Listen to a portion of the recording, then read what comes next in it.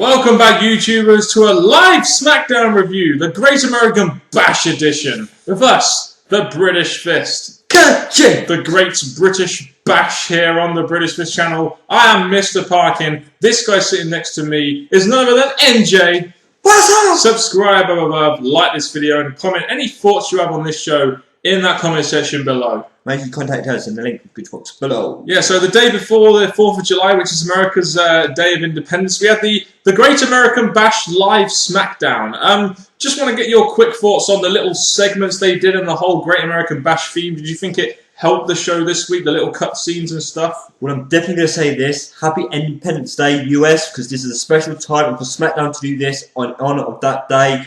Very nicely done. And the fact that the WWE were honouring this by having this thing, a party at the beginning, even though there were some non-Americans in this party. But it was a good opener, a good little celebration going on with all the people dancing in a pool in their bikini stuff inside. Yeah, very nicely, very good, nicely done. I liked it. I mean, at least they presented it in a way where you can actually think to yourself, you know, this is a Great American Bash themed show, and they had these like different segments throughout the night. So at least they played to the gimmick of the SmackDown, even though it was a WCW pay-per-view and now it's gone to a SmackDown. But we'll look past that for the time being. We opened up the show with Alberto Del Rio talking about how he is greater than the American Bash and how Sheamus is a peasant. And you know, he goes around the ring calling people illegal immigrants, basically, isn't he? Saying, where are your papers? Where are your papers? Where are your papers? And the thing about this is you had Del Rio actually cut a promo, which the WWE didn't have much faith in doing. The fact they gave him one that went on for quite some time. But when he started going around the audience, I was expecting there was to be someone there that was going to obviously jump out and attack him or just something along those lines. But there's a certain one that he actually picked on.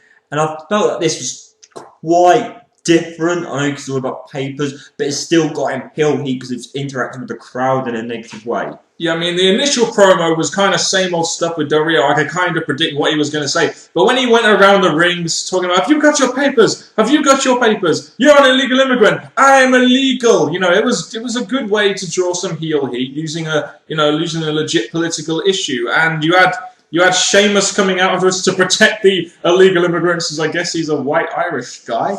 And the big surprising thing about this is obviously when Sheamus comes out, you think the predictable thing, which was he was going to come out on top and overpower Del Rio, not giving Del Rio the power he needs going to the pay-per-view. Now it's a number one contender, but surprise, surprise, to us especially, it turned around and Del Rio got the upper hand on Sheamus. Yeah, so they finally allowed Alberto Del Rio to get some damn heel heat and actually to be booked strong as a heel, which meant this opening segment was a pretty good one for SmackDown this week. You had Del Rio ramming Sheamus's head on the car hood, and we actually marked out for some blood as well, going back to the Attitude Era of the good old days. It was definitely a good moment because obviously it shows that obviously Del Rio has some heel heat now over Sheamus. I know we've got one more week, so it's obviously going to turn around and Sheamus is going to go back on top. But for this one moment, it was very nicely done, and Del Rio is actually looking good, ready for his match at the pay-per-view. Just as I thought WWE became predictable, and I even quipped to you saying Sheamus is going to come out on top here, the WWE turned around and surprised me. So thank you very much, WWE, especially after what I thought was a very frustrating Raw and a very frustrating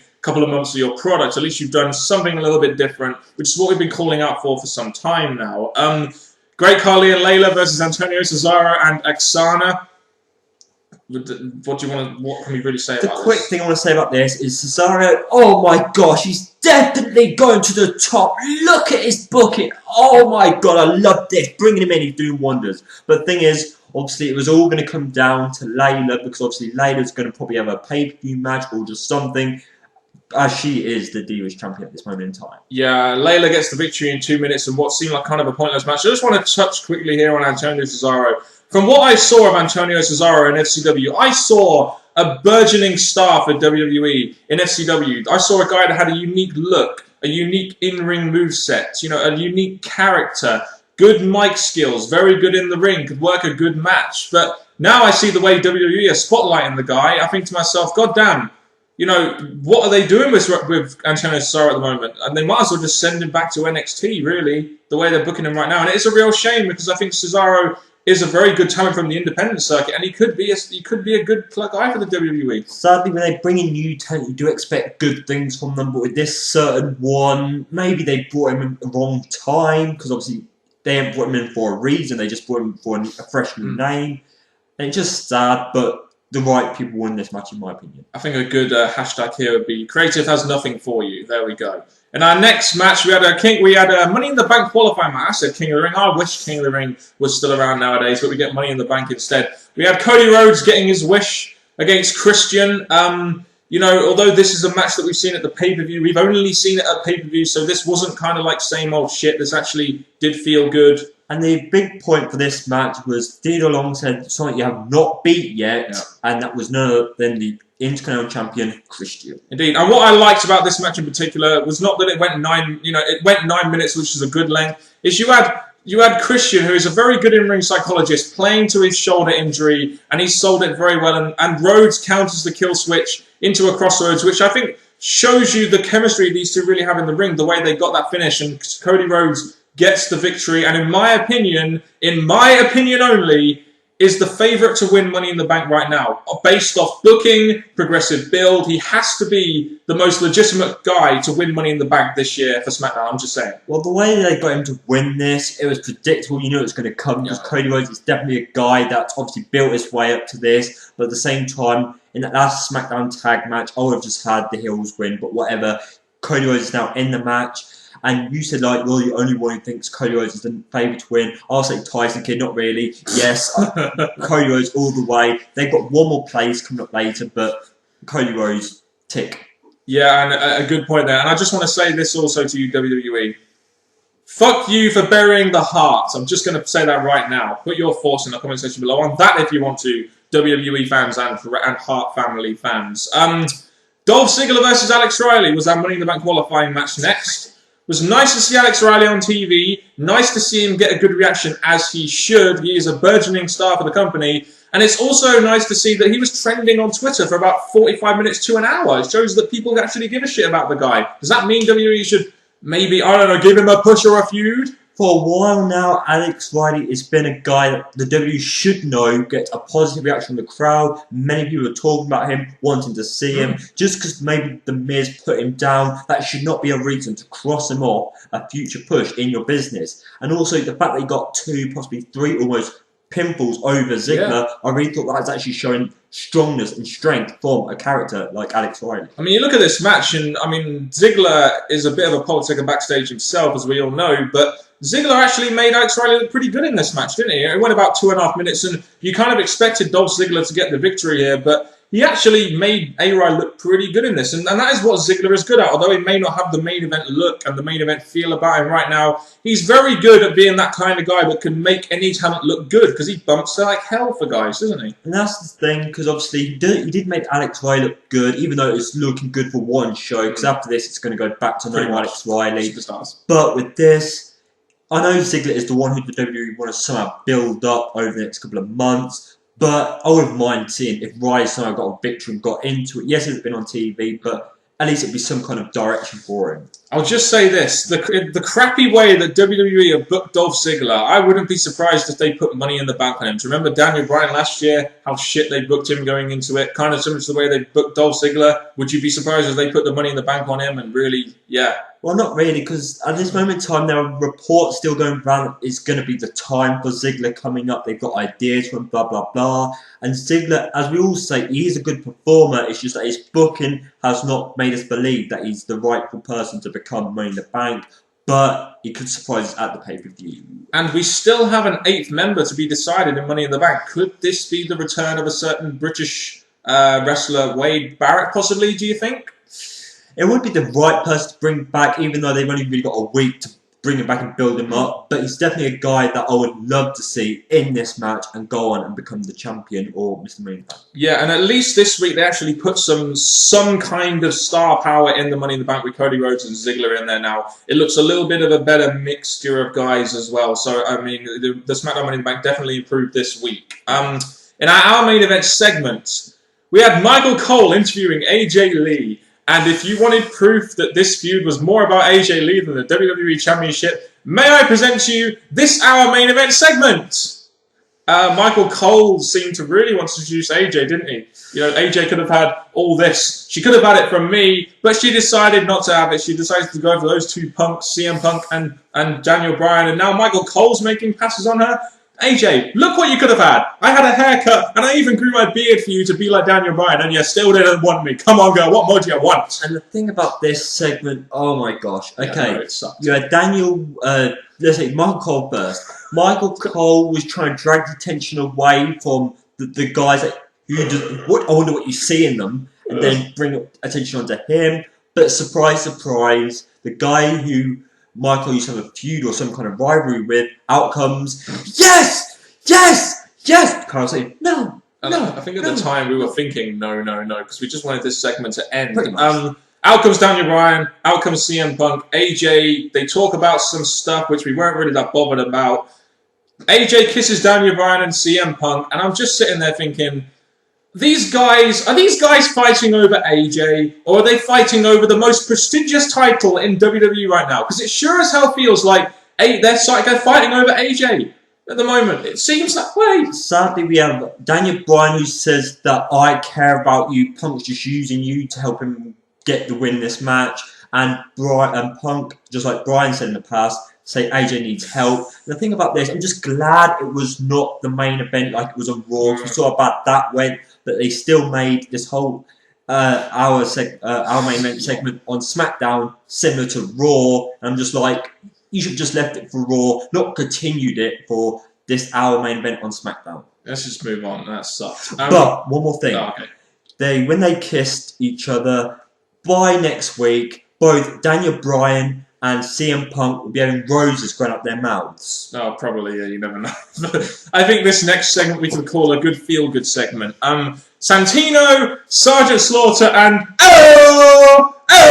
Hacksaw Jim Duggan versus Hunico Camacho and Drew McIntyre. I think, you know, there's a lot of old guys in there, but it's the 4th of July, and then you're just sitting there thinking, hell, if you're going to do this whole Independence Day Great American Bash thing, why not introduce Sergeant Slaughter, who was, made into this American figurehead, and why not introduce Hacksaw Jim Duggan, who's Mr. America, you know? I want to make one quick alter this match. I know it's already happened, but I would have changed Drew McIntyre, a guy who I think should be in the main event by now, or the higher mid card, and I would have had Stupid Slater in here, because Slater has been involved with, the legends and that. But Drew McIntyre, a guy we want to see doing a lot better than doing stuff like this. But the match itself, entertaining to see Santino and the legends, but just that's what it was for the entertainment purposes. Pretty much, it was just there for entertainment purposes for the Independence Day. Hacksaw Jim Duggan gets a great reaction every time he's out there, so we can't really say much else other than that. Damien Sandow crashed the party because all the ignoramuses out there don't care about what America really stands for. And then you get the punch thrown at Eve. It's like, Sandow's such a great character. I love Damien Sandow. If they can find ways to put him on the show like this, I'll be happy. And that's the thing, because obviously he was still hinting maybe a feud with Ryder, blah, blah, blah. You have the R-Truth still there. You had loads of people backstage, all in their little comedy moments. Teddy Long obviously doing his dances and him having his segments because he is the last GM day, this is. Yep. So there's a lot going on in this, backstage especially, but it was a comedy segment there. Yeah, it was all done to embarrass Eve, and she even had a nice bikini on underneath, if you guys saw that. There we go. You need X-ray vision like me if you want to see that one. Ryback had a match this week, not against two local jobbers. He had a match against a WWE superstar, Curt Hawkins. Yay! Immediate A+ segment. I would celebrate, but the thing is, he's gone from facing two local wrestlers to a WWE wrestler, which is a big thumbs up from me. But instead of facing two, he's facing one. I'm thinking one have had this as a flipping handicap match again. But hopefully, fingers crossed, after this squash match, next week they will continue this Ryback versus WWE wrestlers, because it's funny going in direction, stronger matches, and more liking from me. Yeah, and they do need to give him stronger opponents on his rise to eventually where Vince McMahon will probably want to see him in the main event scene in the year or two's time, you'd imagine. So the crowd is still chanting Goldberg as well. So, yeah, apparently he doesn't like that. So there we go. In our main event of the evening, we had a Great American Bash Battle Royal to determine who would be the GM of SmackDown next week. Nice, a Battle Royal to end the show. I guess it's something different. It's not same old shit, so I can't really complain about that. Battle Royal ending the show. No, we have Sheamus being taken out a bit now, so it's the 20-man, but some of the men had already had matches early in the night. The thing about this, it was, at first when we first heard this, we thought, oh dear, just a big cluster match. But it happened to be okay for what it was. A nice way to wrap up. A purpose that, I guess, hypes up the last SmackDown before the pay-per-view, so I give it credit for that. I mean, you look at not just the Battle Royal itself. I mean, it was the traditional Battle Royal cluster, but you look at what they've done in it. They had Big Show eliminating Brodus Clay, which was logical booking. Punk and Bryan eliminated each other, which again was logical booking. Show pretty much continues his dominant streak until he gets eliminated, while also eliminating John Cena as well. So thank God Cena wasn't the freaking GM. And in the end, I've been complaining about same old shit with WWE for some time now. And even though Zack Ryder may not have been the best candidate to win, it still left me with a smile on my face when at least WWE gave us someone different to end the show in Zack Ryder. Although he isn't a big star or anything like that, the fact that WWE booked Zack Ryder to win this and to be GM of SmackDown next week, that left a smile on my face, I will admit, especially after being so critical of WWE for giving us same old shit for a long time now. That is true. It was a bit of a surprise. He was left in the ring with an ex-opponent of his, Kane, and I'm just thinking of the darkness of SmackDown if he was the GM. And I know he was more of going to the Raw, Money in the Bank, but I wouldn't mind seeing Kane as the SmackDown GM for a show. But overall, it was a surprise finish. I just wonder what Ryder's going to do. Hopefully he won't put himself in the Money in the Bank, because that's going to go nowhere. But it's definitely got me wondering, why are they making a special? Why can they add a GM for Raw and SmackDown? Have they got a special plan for Ryder on SmackDown? We'll have to find out next week. Yeah, I guess so. It's just nice to have someone else end the show other than like a John Cena or CM Punk or a Sheamus or something. So Zack Ryder winning this Battle Royal, I mean, I usually have problems with it, but this time I really didn't. Well, the only thing I put to join the thing is that obviously with Sheamus taken out, there's a space for one more wrestler to come back. And I was thinking like Wade or Rey Mysterio could have came and eliminated Ryder at the last minute and bam, surprise on the show. But anyway, we got Ryder, so something different, and woo, he's the GM on SmackDown. Yeah, so for all you guys out there that like Zack Ryder, this was definitely your show. What are your overall thoughts on this live edition of the Great American Bash SmackDown, NJ? We normally have the concern that live SmackDowns turn out pretty badly, but with this one, I had not many complaints. I can't think of any really complaints I had. There was entertainment, direction, things added for Money in the Bank, and overall, pretty strongly nice card for this show, and I liked it. Yeah, I mean, usually these sort of live theme shows don't go exactly well. I remember the Christmas edition they had in November, that kind of stuff. But they played to the gimmick very well, the Great American Bash. They had a nice main event with the Battle Royal. They had two bad segments, I thought, in the night, one of them being the WWE Championship one, the other one being the Antonio Cesaro one. But overall, this SmackDown for me was quite entertaining. Some of the segments had purpose, Money in the Bank qualifying matches, etc. The opening segment putting over Del Rio as a semi-strong dominant heel, even though he's still never going to beat Sheamus, but that's not really the point. At least WWE are trying to suspend our disbelief somehow. So for me, it was a pretty good B SmackDown in my opinion. I did enjoy it, and I think it had some purpose. It was a pretty good live one in my opinion. A lot better in my opinion than the crap we just saw on Raw. I'll just say that. It was a follow-on from Raw and SmackDown. So obviously now we've got the rest of the week leading up to TNA and the rest of the week. But I think it was pretty good. It weren't boring. It kept our attention inside. I'd say that we've done good. Yeah, definitely better than Raw. That's just all I'll say. So thank you very much for watching this review, guys. We know you're going to have a lot of thoughts on this show probably. So get your thoughts down in that comment section below. And in the Great American Bash tradition, I'm going to hand you over to NJ, who's going to give you a very patriotic outro. Well, people, all I want you to do is do this, and with me, say thank you very much, WWE, and from Mr. Parkin, and me, NJ, thank you very much, United States of America, and until next time, goodbye.